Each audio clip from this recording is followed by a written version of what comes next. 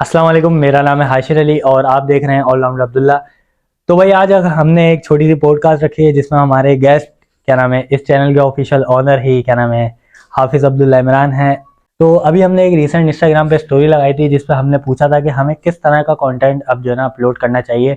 तो हमें काफ़ी सारे जो है ना सिमिलर से जवाब मिले। जो और वही चीज़ हमने अब्दुल्ला को काफ़ी टाइम से बोली कि इस चीज़ पर हमें काम करना चाहिए। हमने, हमारे दोस्तों ने और अब्दुल्ला के काफ़ी सारे दोस्तों ने इस चीज़ का बोला था कि, और इंस्टाग्राम की स्टोरी पे भी जो हमने लगाई थी उस पर भी यही रिप्लाई आया कि हमें आपकी तिलावत कुरान सुननी है।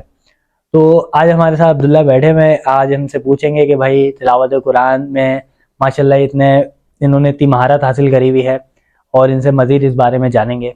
जी अस्सलाम वालेकुम अब्दुल्ला भाई। वालेकुम सलाम। तो अब्दुल्ला भाई आज तो समझ लें आप चैनल के ऑनर हैं माशाल्लाह से, और आज खुद ही आप हमारे सामने बैठे हुए हैं। और जो साइड में बैठ के रिकॉर्डिंग कर रहे होते हैं, आज वो खुद इस कुर्सी पे बैठ के आपसे सवाल कर रहे हैं। तो भाई आप हमें बताएं कि सारा क्या चक्कर है, क्यों सारे इतने लोगों ने आपको बोला और हम भी आपसे क्यों बोलते थे। आज हम अपनी ऑडियंस को बताएं कि भाई क्या चक्कर है सारा, और इतने सारे लोग क्यों बोल रहे हैं आपको इस बारे में। हाँ हाँ भाई, बिल्कुल चैनल मेरा ही है। ख़वातीन और हज़रात, ये मेरे ख़्याल में आशिर भाई ऐसी कोई दुनिया की पहली पॉडकास्ट है जिसके अंदर मतलब होस्ट को आपने गेस्ट बनाया हुआ और गेस्ट को आपने होस्ट बनाया हुआ। तो यार हाँ, बिल्कुल ऐसे ही है। असल में देखें, एक हाफिज़ कुरान जो भी होता है उसके लिए जो है वो अल्लाह पाक की तरफ से एक गॉड गिफ्टेड होता है कि एक इतनी बड़ी किताब को और इतनी मुबारक किताब को जो है वो हिफ्ज़ करना और उसको याद करना जो है वो मतलब कोई मामूली बात नहीं है। ये अल्लाह पाक की तरफ से जो है वो इस्ताद होती है। और हाँ, बिल्कुल ऐसे ही है। इसके ऊपर किसी एक की नहीं बल्कि सबसे ज़्यादा मेरे वालिदैन की और मेरी और जो भी मेरे असातिज़ा कराम हैं उन सब की इसके ऊपर मेहनत होती है।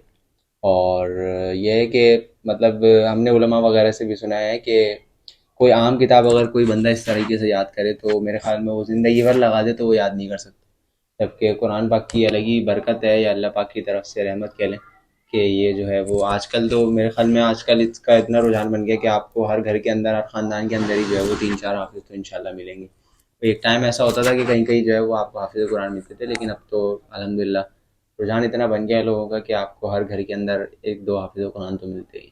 तो अब्दुल्ला भाई मैं तो माशाल्लाह आपको स्कूल टाइम से जानता हूँ, आज तकरीबन तकरीबन कोई 7-8 साल हो गए हैं, और तब से मैं जानता हूँ कि स्कूल के इवेंट हो गए, प्रे हो गई, तो उसमें ही सबसे पहले अब्दुल्ला को ही आगे कर दिया जाता है कि भाई आप आएँ और किरत करें। तो अब्दुल्ला भाई स्कूल टाइम से तो मुझे पता है कि हाँ भाई हमेशा आपको ही माशाल्लाह से आगे करा है, तो स्कूल टाइम से पहले भी यानी कि कोई ऐसी सिचुएशन रही है कि हमेशा आपको ही किया गया हो कि भाई हाफिज अब्दुल्ला इमरान आए और किरत करें। इस बारे में ज़रा बता दें आप हमें और हमारी ऑडियंस को। जी बिल्कुल हाशिर भाई, स्कूल से पहले भी ऐसी था। और ये कि मदरसे में भी अल्हम्दुलिल्लाह जो भी प्रे वगैरह होती थी और जो भी मतलब अक्सर के तकरीरें वगैरह होती थी तो उसके अंदर भी अक्सर असातिज़ा जो है वो आगे कर देते थे कि यार मतलब महफ़िल का आगाज़ जो है वो ज़्यादातर क़िरात नात वगैरह से होता है, तो उसके अंदर भी क़िरात मुझे करनी पड़ती थी। और एक दफ़ा तो मैंने ही जो है वो सूरतुन नस्र के अंदर, जो कि मेरे ख़्याल में 2 लाइन की है, उसी के अंदर जो है मैंने गलत पढ़ लिया था। वो मतलब एक कॉन्फिडेंस नहीं था उस टाइम, तो अल्हम्दुलिल्लाह याद है मुझे। लेकिन उस टाइम याद तो ख़ैर जब भी था, लेकिन बस उस टाइम मदरसे में भी तकरीबन भी कोई 1000 से ऊपर तलबा जो है वो होते थे। तो एक साथ उनका मजमे का होना, तो उसके अंदर कॉन्फिडेंस थोड़ा-सा ऊपर नीचे हो गया था। इस वजह से मैंने वो 2 लाइन की सूरत भी गलत पढ़ दी थी। लेकिन अब अल्हम्दुलिल्लाह अच्छा खासा मुझे अल्हम्दुलिल्लाह रहा है। और मदरसे में भी यही होता था कि हाँ, तकरीबों वगैरह में भी मतलब किरत वगैरह जो है वो करवाई जाती थी। अच्छा अब्दुल्ला भाई आपने ये तो बता दिया माशाल्लाह माशाल्लाह। अब ये बताएं आप कि आपने ये जो माशाल्लाह हिफ्ज़ है ये कहाँ से किया, और मतलब आपको कितना टाइम लगा ये पूरा हिफ्ज़ करने में, और इस पूरे माशाल्लाह खूबसूरत से सफ़र में आपको कितनी क्या नाम है मुश्किलात का सामना करना पड़ा, और जब ये चीज़ पूरी मुकम्मल हो जाती है तो उसका फ़ाइनल रिज़ल्ट क्या होता है, और जब आप माशाल्लाह हाफ़िज़ बने तो उस वक़्त आपकी कैसी फ़ील थी, घर वालों का कैसा रिएक्ट था, और ज़ाहिर-सी बात है ख़ानदान में तो वाहवाही हुई होगी, तो खानदान वालों का क्या रिएक्ट था, ज़रा इस बारे में भी आप हमें ज़रा बताते। मैंने हिफ्ज़ किया आशिर भाई जामिल कुरान उस्मान बिन अफ़्फ़ान से। ये अपना अब्बासी की तरफ जो ये 7 नंबर से पहले नाज़िम 7 नंबर से पहले जो ब्रांच है, और इसकी एक ब्रांच जो है वो आगे नौताबाद की तरफ भी है। और अल्हम्दुलिल्लाह काफ़ी अच्छा मदरसा था, और इसका ड्यूरेशन टोटल अराउंड कोई 2.5 साल था। और 1 साल जो है वो इसका लिबनान में लगा था। और मुकम्मल कब हुआ, मुकम्मल हुआ तो मुझे उसकी डेट भी अल्हम्दुलिल्लाह याद है। 9 जून 2014 को जो है वो ये मेरा कुरान पाक अल्हम्दुलिल्लाह ख़त्म हुआ था। और जब ख़त्म हुआ था तो इससे पहले तक मतलब जब भी एक सिपारा ख़त्म होता था ना, जैसे कि 30 सिपारे हैं कुरान के अंदर, तो जब भी सिपारा ख़त्म होता था तो हमारे वालिद साहब ने हमारी ड्यूटी लगाई थी कि जिस दिन ख़त्म होता था एक भी सिपारा, उस दिन मैंने आके बताना होता था। तो उस दिन जो है वो अब्बू आते हुए रात में मिठाई लेकर आते थे, जिससे हमारे घर में जो है वो सबको मिठाई खाने को मिल जाती थी। तो अराउंड कोई 20 दिन लगते थे एक सिपारा ख़त्म होने में, 18 दिन 20 दिन। तो बस अगर एक आध दिन भी 18-20 दिन से 21-22 भी हो गए तो बस बहन की भाई की जो है आवाज़ आनी शुरू होती, क्या हुआ अब्दुल्ला तुम्हारा सिपारा ख़त्म नहीं हुआ, आज मिठाई आ जानी थी। तो हाँ बिल्कुल एक खुशी का माहौल होता था। और अल्हम्दुलिल्लाह ये बहुत बड़ी सआदत है मेरे और मेरे वालिदैन के लिए, मेरे घर वालों के लिए, कि अल्हम्दुलिल्लाह अल्लाह पाक ने जो है वो इस सआदत से नवाजा। अच्छा अब्दुल्ला भाई, ये सारी चीज़ें तो मैं देख रहा हूँ और माशाल्लाह 8 साल से ही देखता आ रहा हूँ आपको कि हमारे एक स्कूल में एक सर कैसर हुआ करते थे, माशाल्लाह अल्लाह ताला उनको सेहत दे। तो वो दूसरी क्लास के बच्चों को टॉन्ट करा करते थे कि भाई तुम लोग किरत करो, तुम लोग किरत करो, हाफिज जी को देख लो माशाल्लाह से वो वही किरत करते हैं, तुम लोग को आती ही नहीं है। तो भाई ये क्या चक्कर है, या फिर टीचर ही लाती ही नहीं थी उन बच्चों को कि भाई नहीं तुम लोग पीछे रहो, हमें हाफिज की आवाज़ सुननी है, माशाल्लाह हाफिज अब्दुल्ला इमरान की।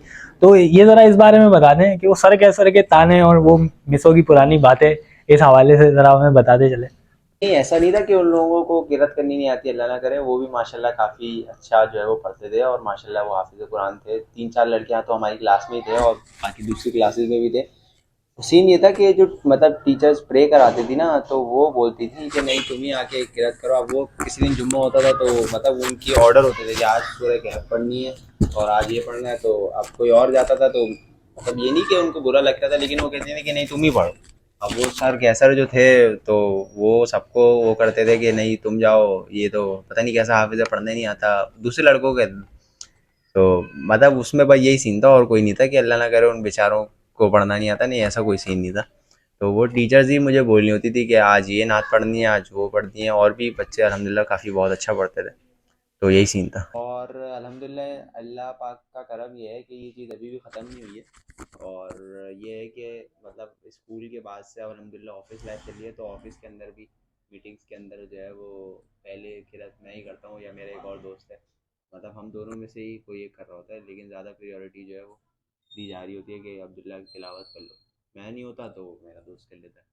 मतलब अल्लाह के हुक्म से ये चीज़ अभी भी चल रही है और अल्लाह करे कि हमेशा से चलती है हमेशा। अच्छा, तो मतलब अभी ये सिलसिला जो चल रहा है ये ऑफिस तक भी पहुंच चुका है आपका, मतलब ऑफिस वाले भी अब तो खुश होंगे अब्दुल्ला की माशाल्लाह माशाल्लाह, सुबह सुबह उनको तिलावत सुनने को मिल जाती है। वो होता है ना लोग टीवियों पे और छोटे छोटे मोबाइलों पे चला देते हैं, तो मतलब उस चीज़ से नहीं तो वही बंदा ही लाके बिठा दिया माशाल्लाह हाफिज भाई को कि भाई आप तिलावत कर दें सुबह सुबह।